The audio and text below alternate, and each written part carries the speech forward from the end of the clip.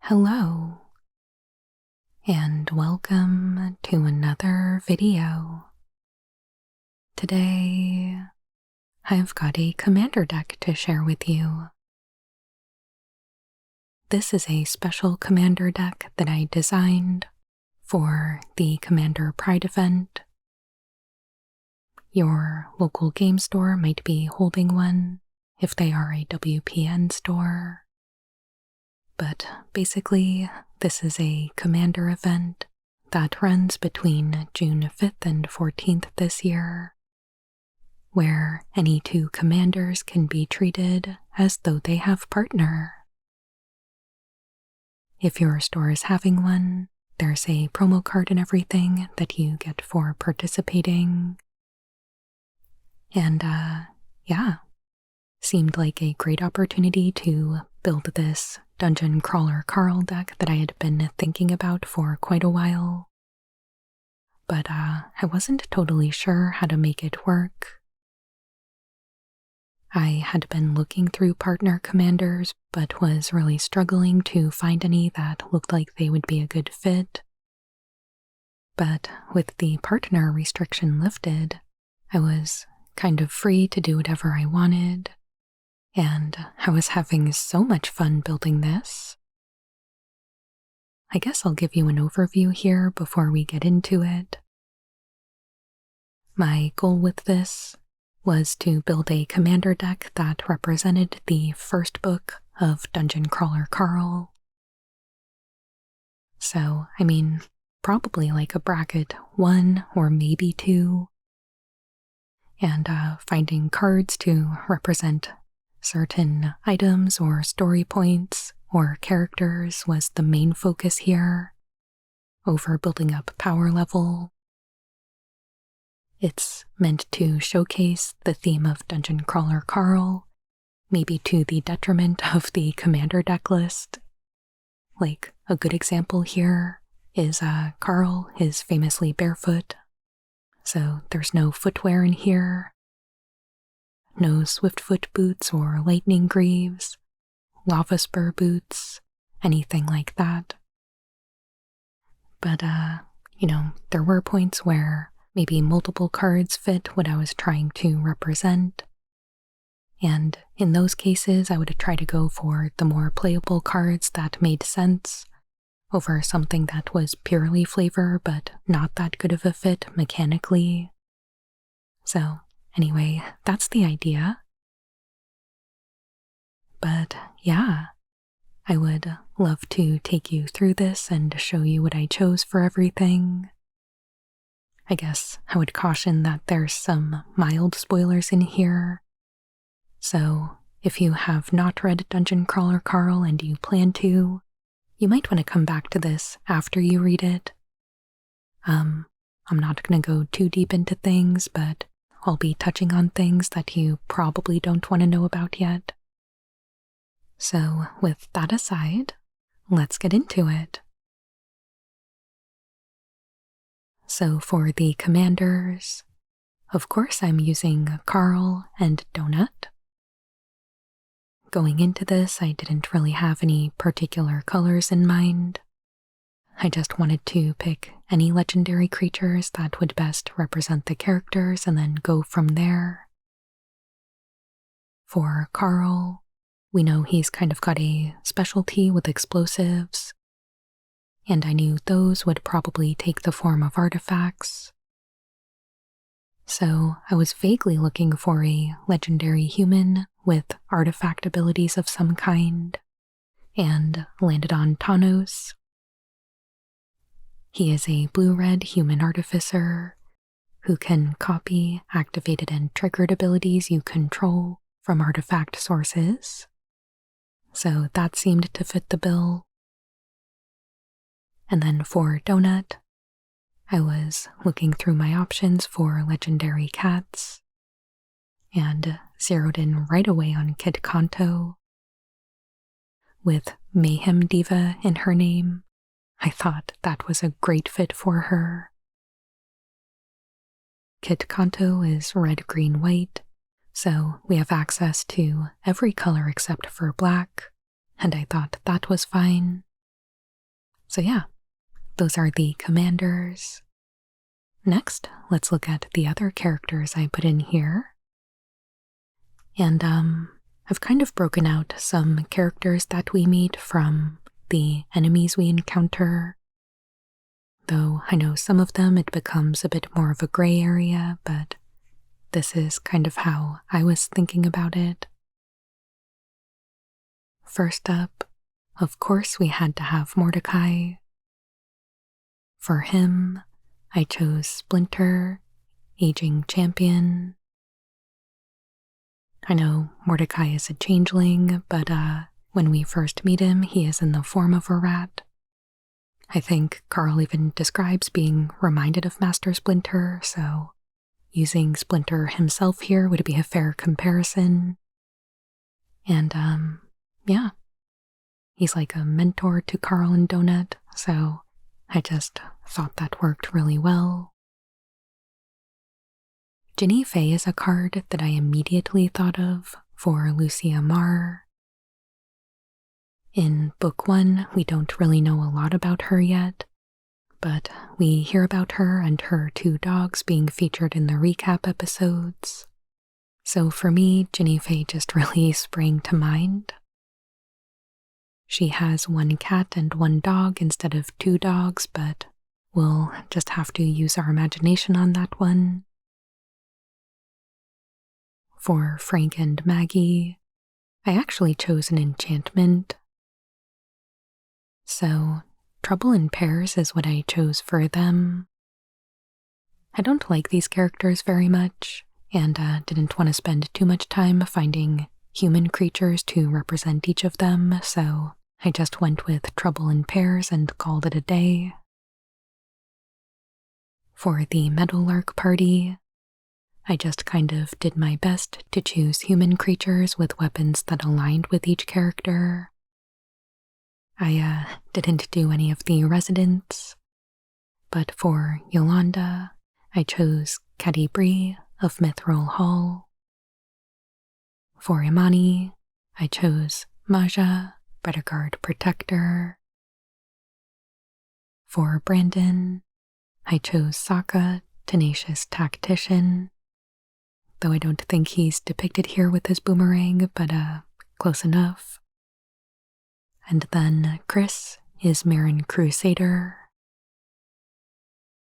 And then for Agatha, I was kind of at a loss for what to do for her, and I ended up going with Agatha of the Vile Cauldron.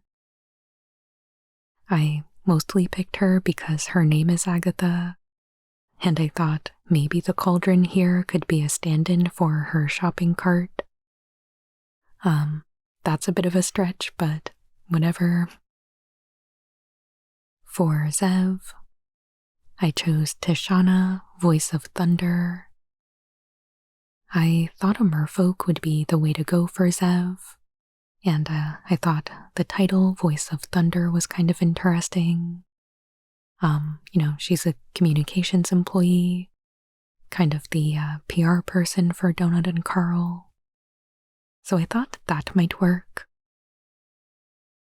I chose Seasoned Dungeoneer to represent Odette, given that she is a former dungeon crawler. She gives advice to Carl and Donut, stuff like that. I thought that was fitting. For the Maestro, this one was kind of a struggle. I was looking through options for orcs to represent him, but wasn't really finding anything that looked like it worked. I ended up settling on Shaman of the Great Hunt, but I'm not totally happy with that one. And then finally we have Mongo.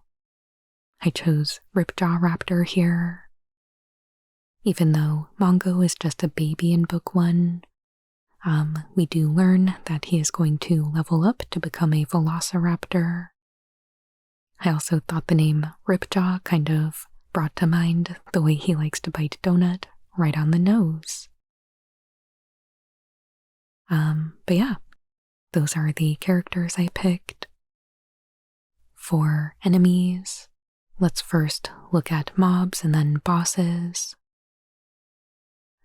Starting out with, you see a pair of goblins. Goblins are kind of everywhere on the first floor, but yeah, I mean, this being one of the very first things that happens when Carl gets into the dungeon, I thought this was perfect. We also have Goblin War Wagon to represent the Murder Dozer. And I did want to call out Rory and Lorelei specifically, so for them, I chose Wart the Raid Mother and Goblin Matron. And I appreciate that if we encounter Goblin Matron first, she can go search up Wart if we want. For the second floor, I chose Pest Infestation to represent the grubs and everything that's happening there. I have Hydroid Crisis to represent the Mind Horrors. Flitterwing Nuisance maybe could be the rev-up consultants that end up in the blender. Sunspine Links I have here for the Rage Elemental. I'm not totally happy with this pick, mostly because I don't think it's big enough. But I was looking for an elemental creature that had some abilities that I thought would align with the Rage Elemental, which I do think this does. And I thought its fiery appearance was a pretty good portrayal of rage. So I don't know. I thought Vorinclex might be an option for how the Rage Elemental is described to look, but didn't really think it was aligned in other ways. So, I don't know. I'm a little torn on that one. I picked Assembled Alphas to represent all of the dingoes we encounter around the final boss on the second floor. And then Inox Strike Leader is here to represent the kobolds, though it doesn't really fit the description of looking like a chihuahua. But anyway, moving on to the bosses. We have Hamlet Glutton as the Hoarder. I think this was about the best I could do without access to black cards. I was just looking for a giant that seemed like it might match the vibe of the Hoarder. We've got Agate Instigator as the Juicer. This isn't quite as beefy as I would like for the Juicer, but it is a lizard. And I kind of liked the way its ability to ping things could represent the way the Juicer throws weights. Mere Battlesphere is of course the Ball of Swine. I mean, when I was reading about the Ball of Swine before I even knew I wanted to make a deck, I was already thinking about Mere Battlesphere back then. I know the creature type isn't a match, but I liked the representation anyway. But to kind of make up for that, I chose Ragadraga to represent the Tusklings for when the Ball of Swine comes apart. I have Nadir Kraken as the Krakaren clone. I think this actually does a really good job of capturing the flavor of the Krakaren tentacles coming out of the boss room, with the Nadir Kraken making those tentacle tokens. And then finally, we have Canyon Jerboa as the last boss on the second floor. The list of gerbils in Magic the Gathering is quite short, so I did my best with this. It is absurdly cute, so I guess that works. Next, I've got a grouping here of items and equipment. I think we can just rapid fire through these because there's not too much explanation. Bag of Holding. I have here to just represent the inventory system in general.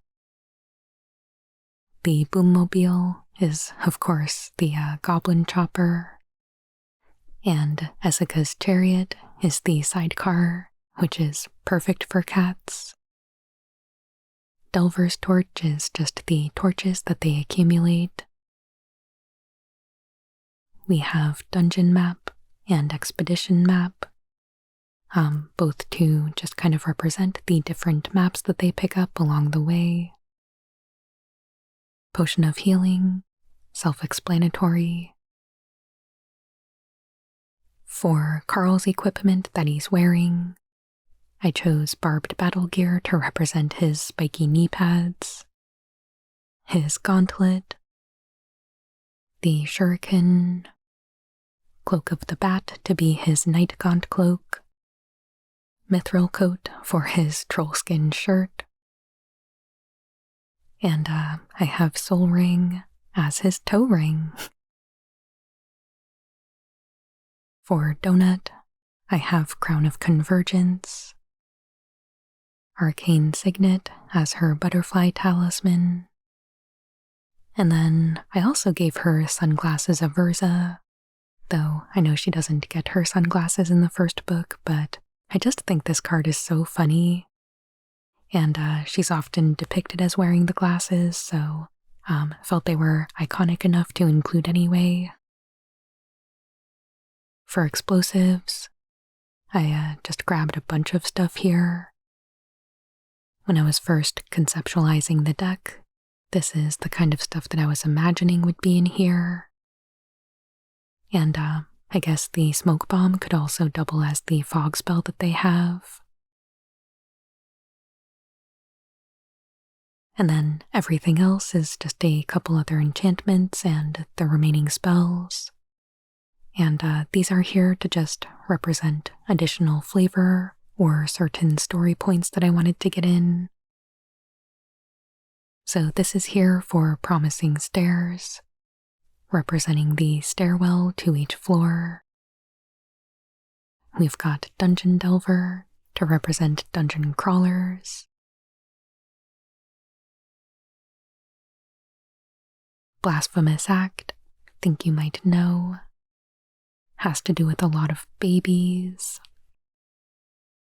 Faithless looting, looting in general, looting those boss chambers for all they're worth. Path to Exile is for what happens to that rage elemental. Scour for Scrap, again is for looting, but I guess more specifically is for looting the goblin chamber there. Unbreakable Formation. I had initially put this here to represent the structure that they build in the Ball of Swine boss room, but it also hit me that this might be a good representation of Carl's "You will not break me" mantra. You know, kind of that fire he has in his heart. And then finally, Universal Surveillance, for those viewers being able to tap in anytime, recap episodes, things like that. So yeah, that is pretty much it. The only land of note I think is Dungeon Descent. Everything else I added in just to cover our 4 colors. So there we have it. Thank you so much for joining me today for a look around this Dungeon Crawler Carl commander deck I built. Is there anything you think I missed, or any changes you would make, whether it's upgrades or subtractions, anything like that? Let me know. Will you be playing in the Pride Commander event? I'd love to hear about your commanders if so. And as always, if you enjoyed this video, please hit that like button, and please consider subscribing if you haven't already. I put out new Magic the Gathering ASMR videos every Monday and Friday. I truly appreciate all of your support. and I hope you have a wonderful day.